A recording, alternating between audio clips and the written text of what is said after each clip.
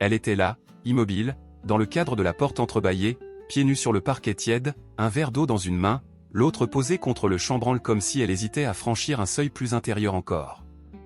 Sa chemise ample, à moitié déboutonnée, laissait deviner l'ombre délicate de sa clavicule. La lumière de la cuisine, tamisée et chaude, sculptait le silence entre nous. Je ne dis rien. Elle non plus.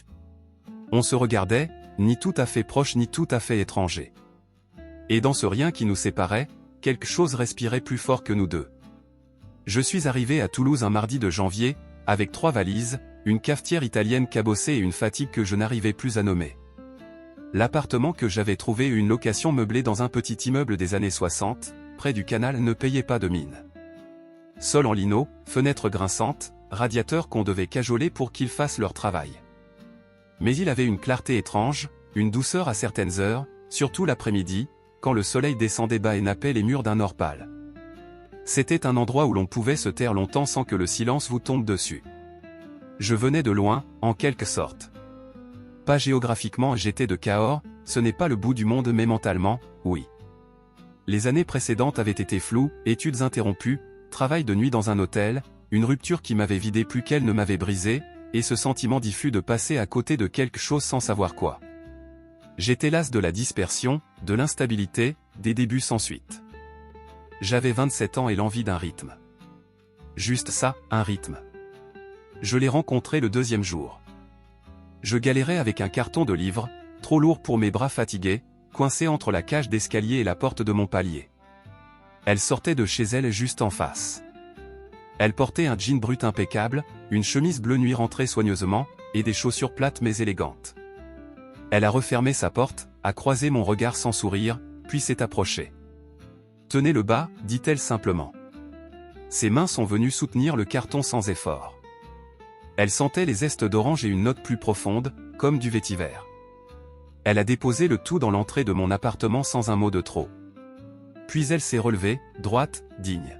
« Jeanne », s'est-elle présentée, avec un léger mouvement de tête. « Mathieu », ai-je répondu, un peu trop vite. Elle a esquissé un sourire léger, comme un point final. « Bienvenue, Mathieu. » Et elle est repartie. Sans chichi, sans curiosité déplacée. Il y avait chez elle une forme de sobriété rare, presque élégante. Pas de « vous venez d'où », pas de banalité forcée. Juste ce qu'il fallait. Les jours suivants, je me suis surpris à écouter le couloir. Le bruit feutré de ses pas, le déclic régulier de sa serrure, l'eau qui coule dans ses tuyaux au petit matin. Je commençais à deviner un rythme. Elle partait à 7h45, rentrait vers 18h30. Lumière allumée à 19h. Bouilloire vers 19h10. Toujours pieds nus, je crois. Et cette impression étrange qu'elle habitait les lieux sans les occuper bruyamment. Un soir, je suis rentré sous une pluie fine. Le couloir était plongé dans l'obscurité d'ampoule grillée. Je cherchais mes clés à tâtons quand une voix calme s'est élevée derrière moi. Utilisez la lampe de votre téléphone. Je me suis retourné. Elle était là, à quelques pas, un sac en papier dans les bras. Dehors, il pleuvait doucement. Elle avait les cheveux relevés en un chignon flou, quelques mèches collées à ses tempes. « Vous voulez que je le tienne » ai-je proposé, en désignant le sac. Elle a hésité une seconde, puis m'a tendu le paquet. Nous sommes montés ensemble. Pas un mot de trop. Une présence simple, sans tension. Devant sa porte, elle a repris son sac. « Vous vivez seul » a-t-elle demandé. « Oui. » Et vous ? Un sourire, à peine visible. Depuis longtemps. Elle est entrée. Et moi, je suis resté là, la main encore posée sur ma poignée, à écouter le verrou se tourner de l'autre côté. Ce soir-là, je n'ai pas allumé la télé. Je suis resté assis dans le noir, à repenser à sa voix. Pas spécialement douce. Mais posée. Ancrée. Je ne savais pas ce que je voulais. Mais quelque chose, en moi, s'était mis à écouter. Et je crois que j'attendais. Sans savoir quoi. C'est à partir de là que tout a changé, sans qu'aucun événement précis ne le justifie. Pas de gestes déplacés, pas de mots équivoques. Juste une série d'instants, comme des perles enfilées sans qu'on sache encore ce qu'on est en train de tisser. Elle passait dans le couloir, parfois, avec un sac en toile ou une pile de linge plié. On échangeait un « bonsoir », un regard, rarement plus. Mais chaque fois, cela me laissait dans un état étrange comme si on m'avait effleuré le sternum de l'intérieur. Je faisais attention à ses horaires. Sans en avoir l'air, bien sûr. Je traînais exprès quelques minutes dans le hall quand je savais qu'elle allait descendre. Ou je sortais les poubelles juste après avoir entendu sa porte s'ouvrir. J'avais honte de moi, parfois. Je me donnais des raisons, des excuses. Mais au fond, je savais. Je voulais la voir. Elle avait cette manière de se mouvoir qui ne cherchait pas à séduire. Elle traversait l'espace avec économie, presque avec soin. Elle semblait taillée pour le silence. Non pas celui qui pèse, mais celui qui enveloppe. Le genre de présence qu'on ne remarque pas tout de suite, mais qui manque aussitôt qu'elle s'absente. Un vendredi, en fin de journée, je suis passé devant sa porte entrebâillée. Pas grande ouverte, non, juste assez pour laisser échapper un filet de musique. C'était du piano. Un air lent, ancien, qui semblait flotter hors du temps. Je n'ai pas osé m'arrêter. Mais j'ai ralenti. Suffisamment pour entendre. Pour recevoir. Le lendemain, en allant chercher du pain, je l'ai croisée sur le trottoir. Elle portait une veste en lin clair, un sac de marché dans une main. Elle m'a salué de la tête. J'ai répondu par un sourire maladroit. Puis, sans trop réfléchir, j'ai dit. J'ai entendu la musique, hier soir. C'était beau. Elle s'est arrêtée. Juste une seconde. Erik Satie. Les gymnopédies. Ça m'a touché, ai-je dit. Sans trop savoir pourquoi. Elle m'a regardé alors. Pas longtemps. Mais avec une sorte de douceur grave, comme si elle me donnait la permission d'avoir ressenti ça. C'est fait pour, a-t-elle murmuré. Et elle a repris son chemin. Ce jour-là, j'ai marché plus longtemps que prévu. Je ne me souviens même pas si j'ai acheté le pain. Tout en moi était occupé à rejouer cette micro-scène. Sa voix. Sa réponse. Et cette idée étrange qu'elle m'avait laissé entrevoir une faille. La semaine suivante, je ne l'ai pas vue. Pas une fois. Pas d'aller et venue, pas de lumière derrière sa fenêtre. Rien. Je me suis surpris à m'inquiéter. Puis à m'en vouloir.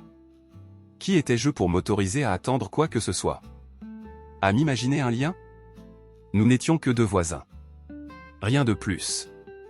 Un jeudi soir, en rentrant plus tard que d'habitude, je l'ai trouvée assise sur le banc dans le hall. Le manteau à peine boutonné, les cheveux défaits. Elle tenait une tasse de thé entre ses mains. Une odeur de bergamote flottait dans l'air tiède. « Vous allez bien ?» ai-je demandé. Elle a levé les yeux. M'a observé un court instant. Je crois, oui. Je me suis assis à l'autre bout du banc. Pas trop près. Mais pas loin non plus. J'ai cru que vous étiez parti. Non. Juste, fatigué d'être dehors. On est resté là un long moment, à écouter le grésillement du néon au-dessus de nos têtes. Elle a bu une gorgée, puis tourné légèrement son corps vers moi. Vous êtes souvent là, vous aussi. Le soir. L'insomnie, ai-je murmuré. Ou peut-être l'habitude du vide. Elle a souri. Un sourire fin, sans ironie. Moi, c'est le silence qui me manque quand je sors. Trop de monde, trop de bruit. Alors je me replie. Je l'ai regardé. Son profil dans la lumière crue. La ligne fine de sa mâchoire. La fatigue dans ses paupières. Vous n'avez pas l'air de quelqu'un qui se replie, ai-je dit. Elle m'a jeté un regard bref, un peu étonné. Non. Non. Vous avez l'air de quelqu'un qui observe. Qui attend que les choses aient un sens. Elle n'a pas répondu. Mais elle n'a pas détourné les yeux non plus. Puis, doucement, elle s'est levée. Bonne nuit, Mathieu. Bonne nuit, Jeanne. Elle est remontée sans se presser. Et moi, je suis resté là. À penser à ce qu'elle n'avait pas dit. Quelques jours plus tard, je suis rentré d'une promenade nocturne, ces marches sans but que je faisais pour ralentir l'esprit. La ville était tranquille, lavée par une bruine récente. Les lampadaires jetaient des flaques jaunes sur les trottoirs mouillés. En montant l'escalier, j'ai remarqué que sa porte était entr'ouverte. Une lueur douce s'en échappait, comme si elle avait oublié de fermer. J'ai hésité. Puis je me suis approché. Avant même que je puisse frapper, elle est apparue dans l'entrebâillement. Pieds nus, un livre à la main, un verre dans l'autre. Un pull fin glissait un peu sur son épaule. Elle m'a vu. Elle n'a pas eu l'air surprise. Elle n'a rien dit, juste un léger mouvement du menton, viens, muet mais clair. Je suis entré. Son appartement m'a frappé par sa chaleur. Pas la température. L'atmosphère. Les couleurs. Le bois. La lumière basse. Des coussins fatigués, une couverture sur un fauteuil, une bibliothèque remplie sans logique apparente. Des livres empilés, soulignés, cornés. Sur un meuble près de la fenêtre, un tourne-disque et quelques vinyles Chet Baker, Barbara, Keith Jarrett. Elle m'a tendu un verre de vin blanc, sans demander ce que je préférais. Tu bois ? J'ai hoché la tête. Elle s'est assise sur le canapé, jambes repliées sous elle, le livre posé sur la coudoir. Je suis resté debout un moment. Puis je me suis installé sur un fauteuil en face d'elle. Elle m'observait, non pas comme on guette une réaction, mais comme on vérifie que quelqu'un est bien réel. « Tu viens souvent marcher si tard ?» a-t-elle demandé. « Quand je n'arrive pas à faire taire ce qu'il y a dedans. » Elle a souri légèrement. « Oui. Je connais. On n'a pas parlé beaucoup. » Elle a mis un disque piano, très doux. Pas pour meubler, juste pour accompagner. J'ai regardé autour de moi. Il y avait une photo, encadrée discrètement sur une étagère, elle, plus jeune, assise sur un muret en pierre, un livre sur les genoux. Un autre cliché la montrait avec une femme plus âgée, peut-être sa mère. Je n'ai rien demandé. Elle a vu mon regard. Ma mère est morte il y a 3 ans. Elle vivait en Bretagne. Je n'y vais plus. Puis, après un silence. C'était une femme droite. Exigeante. Mais elle m'aimait à sa manière. Je n'ai pas répondu. Ce n'était pas une confession. C'était une donnée. Je l'écoutais respirer entre les mots. Elle parlait peu, mais juste. « Tu veux savoir pourquoi je t'ai laissé entrer ?» a-t-elle demandé, presque absente. Je crois que je préfère ne pas le savoir. Pas encore. Elle a acquiescé. Moi non plus.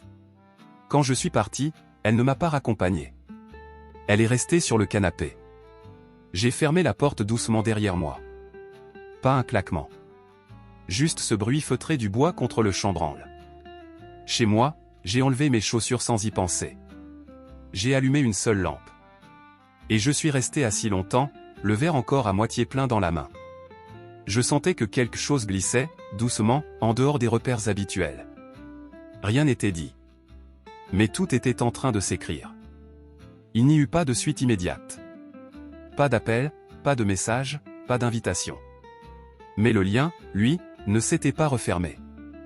Il flottait entre nous, visible à certains moments, comme une vapeur légère dans un rayon de soleil. Je la croisais dans les escaliers. Elle disait bonjour d'un ton neutre, sans chaleur excessive mais sans distance non plus. Parfois, en rentrant, je trouvais sa porte à peine entrebâillée, un rail de lumière débordant dans le couloir. Elle ne m'appelait pas. Mais elle ne refermait pas tout à fait. Je commençais à comprendre son langage.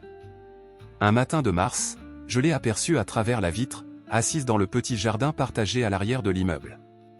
Elle buvait son thé, une écharpe autour des épaules, les pieds posés à même le gravier. Elle avait l'air de quelqu'un qui attend le printemps sans y croire tout à fait. Je n'ai pas osé sortir. Mais l'après-midi même, j'ai trouvé une plante au marché, un chlorophytum, rien de rare. Je l'ai acheté sans réfléchir, comme on saisit un prétexte qu'on attendait. Je suis monté. J'ai frappé. Elle a ouvert, en tenue simple, un vieux sweat délavé, les cheveux tirés en arrière, les mains mouillées. Elle avait visiblement fait la vaisselle. Quand elle a vu la plante, elle a cligné des yeux, étonnée. « C'est pour moi ?» J'ai haussé les épaules. Ton rebord de fenêtre avait l'air triste. Elle a ri. Un vrai rire, bref, mais dense. Entre.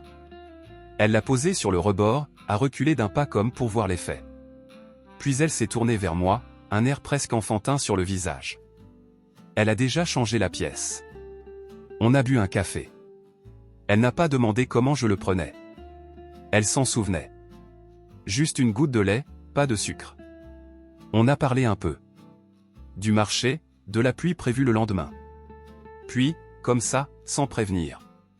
J'ai arrêté de peindre il y a 8 ans. Je ne savais pas qu'elle peignait.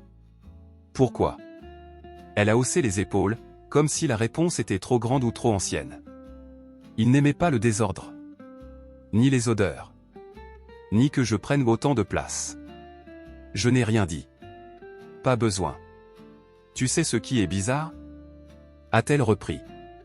C'est que j'ai mis du temps à m'en rendre compte. On croit qu'on décide. Mais en fait, on s'efface un peu plus chaque jour. Et un matin, on ne reconnaît plus la voix dans sa propre bouche. Je l'ai regardé. Il y avait dans ses mots un calme qui venait de loin. Pas de colère. Pas de plainte. Juste un constat. Le genre de vérité qu'on dit quand elle ne fait plus mal, mais qu'on ne veut pas oublier. Tu as arrêté pour lui. Et tu n'as jamais recommencé? J'ai eu peur de ce que je retrouverais. Elle s'est levée, est allée chercher une vieille boîte à biscuits. Dedans, quelques petits carnets, des croquis au crayon, des fragments de gestes. Elle me les a montrés, presque à contre-cœur. Tu es la première personne à les voir. J'ai senti que c'était une confiance immense. Plus intime que n'importe quel aveu. Je les ai regardés lentement. Un trait de nuque. Une lumière sur un mur. Un pied nu dans l'ombre. C'est beau, ai-je murmuré. Elle a eu un sourire gêné. C'est ancien. Et incomplet. Comme tout ce qui compte, non? Elle m'a observé. Puis, très doucement. Tu m'énerves quand tu dis des choses comme ça. Pourquoi? Parce que tu n'as pas l'air de jouer. Je ne joue pas. Elle a fermé la boîte. Et d'un geste doux, a remis la plante au centre du rebord. Merci pour ça, a-t-elle murmuré. Ça me fait du bien. Même si je ne le montre pas. Je suis parti peu après. Pas parce que je voulais. Mais parce que je sentais qu'il fallait laisser de l'espace. Ce soir-là, chez moi, j'ai écrit son prénom dans un carnet. Juste ça, Jeanne. Comme si je voulais garder une trace de ce moment fragile où quelque chose avait respiré un peu plus fort que d'habitude. Il y eut une semaine de pluie. Une pluie fine mais continue, qui enveloppait la ville d'un gris tendre, presque protecteur. Les rues semblaient ralentir. Les fenêtres restaient closes. Et son silence, à elle, se fit plus dense. Plus de portes entr'ouvertes. Plus de lumière dans le couloir. Je percevais sa présence, pourtant. Quelques bruits étouffés au-dessus, la vibration d'un meuble déplacé, une tasse posée trop vite. Mais pas un mot. Pas un regard. Le jeudi soir, je n'ai pas tenu. J'ai frappé. Un coup. Puis un deuxième, plus discret. Elle a mis du temps à ouvrir. Quand elle l'a fait, j'ai eu un léger vertige, ses cheveux étaient en désordre, elle portait un cardigan vieux et trop grand, un débardeur en coton et un regard flou, comme si elle sortait d'un rêve trop long. Je n'ai pas disparu, dit-elle en premier. Comme une excuse. Je sais. Tu veux entrer? J'ai hoché la tête. L'appartement était sombre. Une seule lampe dans un coin. L'air sentait le thé noir et quelque chose de plus lointain, peut-être sa fatigue. Elle a préparé 2 tasses, sans parler. Puis elle s'est installée sur le canapé, jambes repliées. Moi, en face. Un peu plus proche que d'habitude. Tu veux me demander ce qui ne va pas, n'est-ce pas? Murmura-t-elle. Seulement si tu veux le dire. Elle a levé les yeux vers moi. Longtemps. Puis. Tu me fais peur, Mathieu. Je suis resté immobile. Mon cœur cognait un peu trop fort. Pourquoi? Parce que tu me rappelles que je suis encore capable de vouloir. Et je croyais que j'avais désappris. Elle a posé sa tasse, ses mains tremblaient un peu. Tu ne demandes rien. Tu n'exiges rien. Tu es juste là. Et ça ouvre des pièces en moi que je gardais fermées. Je n'ai pas bougé. Je ne voulais pas troubler ce moment fragile. Je ne veux pas être un pansement, ai-je murmuré.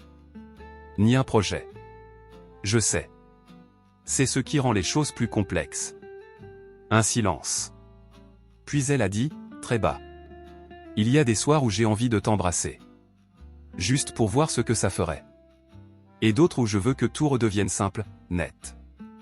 Que tu sois juste un voisin poli. J'ai dégluti. Lentement. Je ressens les deux. Mais jamais en même temps. Elle a souri, triste. Moi aussi. Le silence est revenu. Mais il était différent. Chargé. Tu crois qu'on peut traverser ça sans se blesser? A-t-elle soufflé. Je crois qu'on peut essayer d'être honnête. C'est déjà beaucoup. Elle s'est tournée vers moi, tout à fait cette fois. Tu ne m'as jamais touché, dit-elle, presque étonnée. Non. Pourquoi? Parce que ce n'est pas ce qui m'importe le plus. Et parce que je sens que si je le fais, quelque chose bascule. Ses yeux ont brillé un peu. Pas de larmes. Juste cette tension retenue, là, sous la peau. Elle a tendu la main.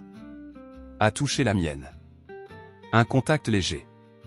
Une seconde. Mais qui a fait vaciller tout l'intérieur. Puis elle l'a retiré. On doit faire attention, a-t-elle dit. Oui. Mais aucun de nous ne s'est levé. Nous sommes restés là, côte à côte, dans la pénombre, le souffle ralenti, les paumes encore chaudes. Et cette pensée lancinante, parfois, ce n'est pas le geste qui fait peur. C'est tout ce qu'il dit avant même d'exister. C'était un dimanche matin tardif. Le genre de matin où le temps semble suspendu, comme si le monde retenait son souffle après la pluie. Le ciel était clair, mais la lumière restait douce, un peu diffuse, comme un secret. Je n'avais pas bougé de ma chaise près de la fenêtre, regardant la cour intérieure où quelques feuilles mortes tourbillonnaient encore. Puis, j'ai entendu le léger grincement de la porte d'entrée. Elle était là, debout dans l'embrasure, les cheveux détachés, encore humides d'une douche tardive, le visage frais mais fatigué. « Je peux entrer ?» murmura-t-elle. Je me suis levé, sans un mot, lui ouvrant le passage. Elle est entrée, lentement. Sans chercher à meubler le silence. Elle a posé son manteau, effleuré les rideaux du bout des doigts, comme si elle voulait retenir la lumière. J'ai fait un rêve, dit-elle enfin. Un rêve où on était assis côte à côte, dans un silence qui pesait, et je voulais parler, mais chaque fois que j'ouvrais la bouche, les mots restaient coincés. Elle s'est tournée vers moi. Et toi, tu ne disais rien. Tu attendais juste. Je l'ai regardée sans savoir quoi répondre. Je ne veux plus attendre, dit-elle en s'approchant doucement. Alors elle s'est penchée, et ses lèvres ont trouvé les miennes. Ce baiser n'était pas une explosion, ni une urgence. C'était une certitude silencieuse, un passage d'un territoire invisible vers un autre, un moment suspendu entre le désir et la retenue. Sa main est venue se poser sur ma poitrine, cherchant un appui, une présence. Je ne l'ai pas serrée, je l'ai laissé choisir le tempo. Quand elle s'est détachée, son front est resté contre le mien. Je ne demande pas un avenir. Juste un instant où je peux dire que c'est à moi. Rien qu'une fois. Mes doigts ont retrouvé sa main, l'ont tenue doucement, solidement. Tu le peux. Tu le mérites. Elle a expiré, non pas de soulagement, mais comme si un poids s'était enfin posé. On a passé la journée à ne rien faire d'autre que partager des gestes simples, elle a préparé le thé, j'ai lavé les tasses, on a laissé le temps s'étirer sans parler de demain. Le soir, elle s'est endormie sur mon canapé, les jambes repliées sous la couverture, la main toujours entrelacée à la mienne. Moi, je suis resté éveillé, observant sa respiration calme, le ronronnement doux du radiateur, sentant l'étrange mélange de bonheur et de tristesse qu'apporte ce genre de moment à la beauté fragile de ce qui ne sera peut-être jamais. Au réveil, elle a murmuré. Je devrais y aller. Je n'ai pas lâché sa main. Je te verrai encore? Un sourire triste, léger, presque une promesse. Oui. Mais pas comme avant. Elle a déposé un baiser léger sur ma joue, a caressé ma mâchoire, puis est partie sans un mot de plus. Les semaines suivantes, sa porte est restée souvent fermée, parfois entr'ouverte, laissant passer une lumière douce, presque timide. On ne reparla jamais vraiment de ce qui avait eu lieu. Parce que parfois, les mots ne servent qu'à briser ce qui est fragile et précieux. Mais elle est restée là. Comme une présence douce et persistante dans ce petit immeuble, dans ce couloir que je traverse chaque jour. Je sais que ce n'était pas un début ni une fin, mais un espace suspendu un entre deux où le désir, la peur et la solitude ont trouvé un équilibre précaire. Et parfois, le soir, quand la lumière tombe juste comme il faut, je me surprends à espérer que ce moment fragile ne s'éteindra jamais tout à fait.